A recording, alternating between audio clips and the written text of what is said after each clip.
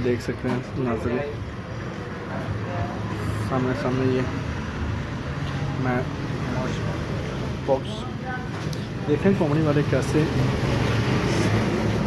आवाम को बेवकूफ़ बनाते हैं। अब ये मैं कार्टन खोलने लगा हूँ। देखें इसके साथ स्कीम वगैरह आती थी कभी कभार 150। अब ये देखें आप अपनी आंखों के सामने इसके अंदर क्या उन्होंने डाला है 100 रुपये के बदले में।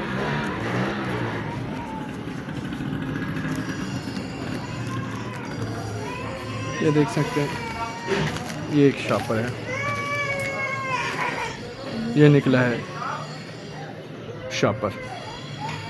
ये स्कीम पहले होती थी 50-100 रुपये की, आज उन्होंने ये शापर डाल के भेजा है ये 100 रुपये के बदले में।